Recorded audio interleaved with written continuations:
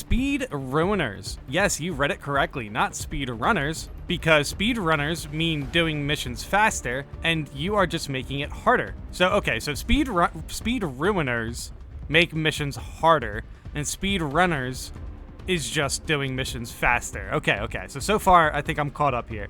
Pretty choppy way to start the post, but okay. I do like the term speed ruiners, I will say that. I'm talking about people who only enter in the new location just to run to the end, ignoring all enemies, triggering call for reinforcements, and most of the time dying who knows where. And here we are, 2 people fighting all the aggroed mobs in a wave for no good reason. Repeat 2 to 3 times. Codex Astartes doesn't support this action. Okay. Interesting. I see what they're getting at. I see what they're getting at. They're basically talking about people who are rushing through operations, obviously, and leaving them to fight all of the mobs. Now, in my experience, I don't really see this too often. Normally, there's either somebody who's like keeping up with me, or my teammates are like, you know, in front of me. I don't know. Most of the times, I'm with my teammates. However, there are definitely moments in operations where I feel like, you know, maybe I'm a little bit too far ahead, and this could possibly be the case where if I am too far ahead, maybe they are just fighting a huge wave. However, I do have to admit there's been moments where I've been ahead and they're not fighting a huge wave, they're fighting one major. So, I don't know.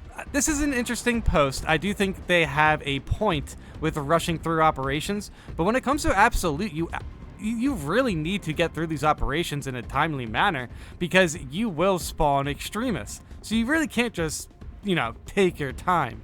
However, they're definitely not talking about people who are speeding through the operation without a good reason for it. I think they are definitely pointing to people who are rushing through the operation just to leave their teammates to fight everything. And I will admit, this is definitely a way to fail your operations, because you are splitting up, essentially. And then it really depends on the, you know, how capable your team is to fight those mobs.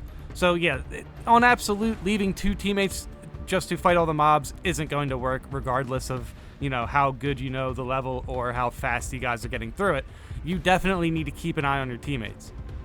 I don't usually kick, but when I kick, there's a good reason, and this is one of them. And I bet these people later cry on forums that they carried and got kicked for no good reason. Don't lie, you know why you got kicked. Okay? And the weird thing is, this feels oddly specific. And the weird thing is 80% of them, some Y, are console players with mics always breathing in it. Okay, now it's getting really specific. As if they run with controller while running in the game. Okay, so I think what they're referring to here is the controller mics. I do have at least when it comes to my controller, I do have a USB headset connected to my console. I just don't really use it too often. So that just immediately mutes my mic, which is pretty funny.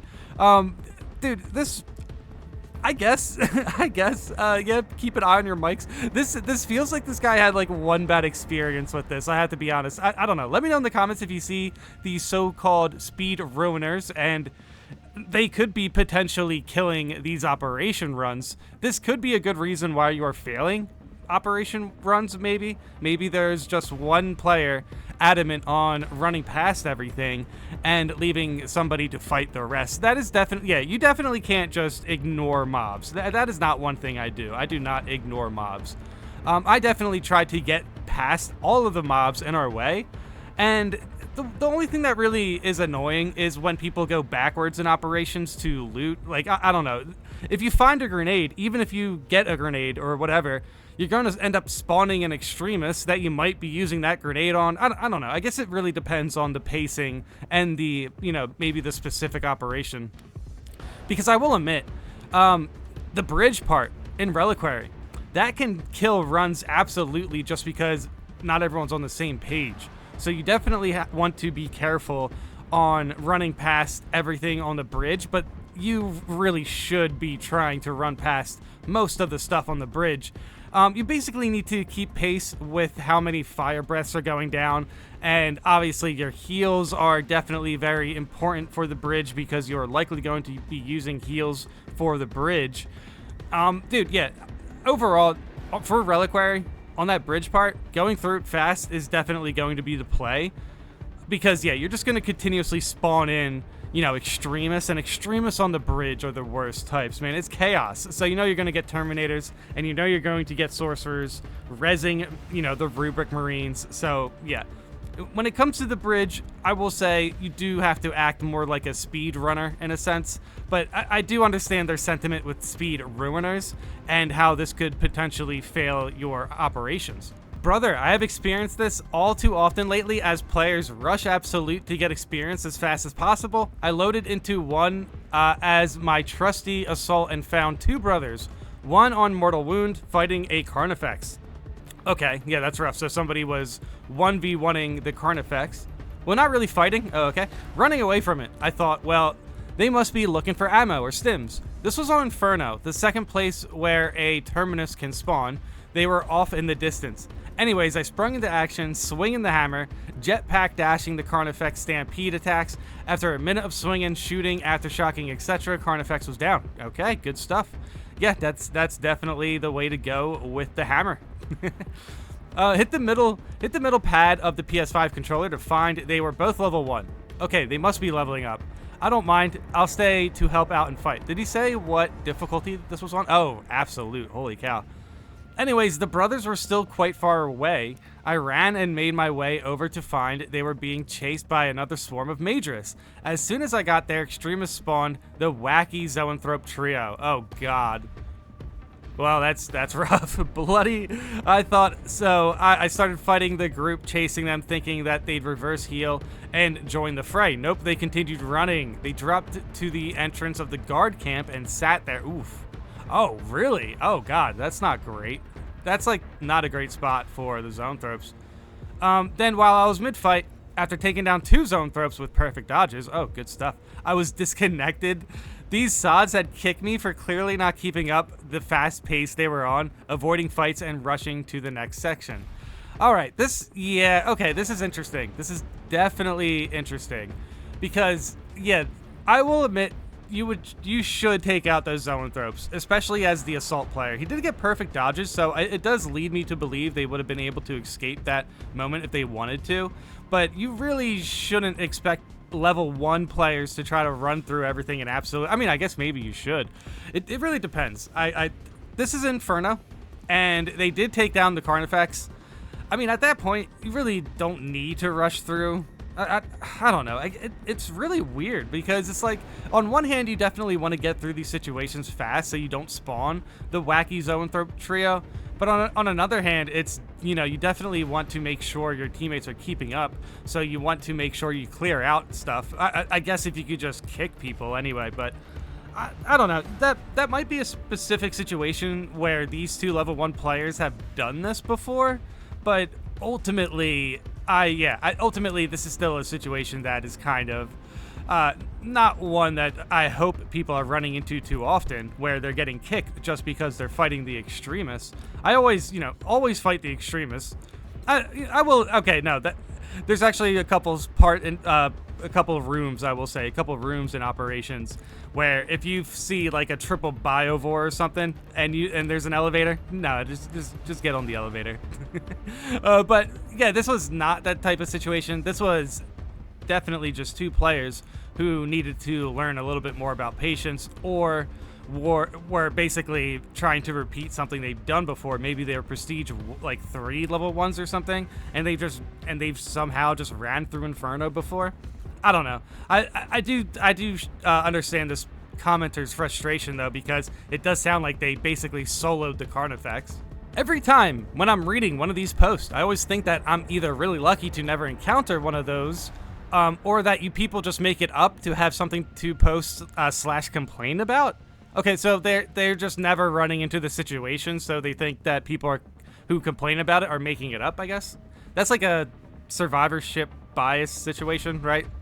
The only thing I can think about where this might be true is maybe the lower difficulties, where people try to level weapons that they don't enjoy as fast as possible, and making the game unenjoyable for everyone in the process. I mean, yeah, okay, yeah, that makes sense. And by the way, I've played over 500 hours so far with only matchmaking with random people. I never had a single player that ignores all/most enemies while running towards the next area, not once. I will say I have, but it hasn't been a lot. And it's been like about once within like, yeah, the same amount of hours. So if it's bad enough for you to make you feel like you have to make a Reddit post to cry about it, I have to assume that you are either lying, overreacting, or you're just a weird snowflake that feels robbed of their immersion every time your team decides to not turn back to fight a new spawn of extremists horde when two people are already standing in the elevator to the next area with low health and ammo after they cleared all the enemies before. Okay, there's a lot in this comment. The one thing that is obvious, that's, you know, noteworthy is the elevator situation and you know, basically avoiding biovores or zoanthropes in, you know, undesirable rooms.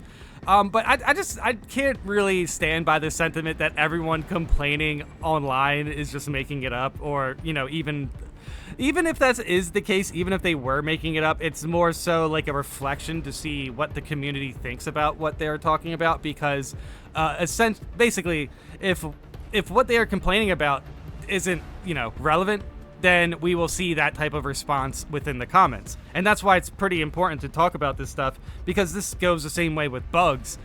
This is kind of like more of like an etiquette situation, so I will admit it's not really going to be the most widespread, you know, basically who is going to know that, hey, you know what, this area is pretty bad to fight biovores in, just go into this elevator and go up. Sometimes players don't really think about that sort of thing, and they just fight whatever's in front of them, and you have to be able to adapt with that, you know?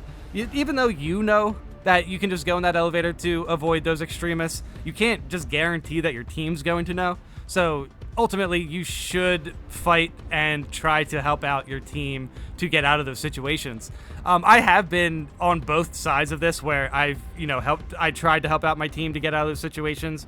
But I've also been on the side where it's like I can't even jump in that fight if I wanted to, because I have no armor and no healing, and I will die immediately as soon as the Spore Mine hits me. And the Spore Mine is going to hit me because I'm playing the Assault class. So yeah, I've been in so many of these different types of situations. You just really have to adapt to what your teammate is doing. But yeah, as far as people complaining online, I don't know. It's whatever. Who cares? Read what they say. If it's not relevant, then it's not relevant. You don't really have to complain about it, right? To one of them 3 days ago, I'll ask, why running? He answered, why staying? So I said, to fight. I love that. Why running? Why staying? So I said, to fight. He said, I was fighting. That heavy left me alone against 3 zoanthropes as I was playing Assault on lethal. Hopefully the bulwark was more on my side and we made it. Oh, he said, hopefully the bulwark was more on my side and we made it.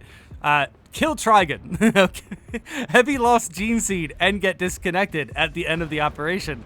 After victory screen, karma. Okay. Okay. I'm starting to understand where it's like, yeah, this is definitely a specific situation. This is not something everyone encounters. That's unfortunate. He made it to the end of the operation. I don't know if karma would exactly work that way.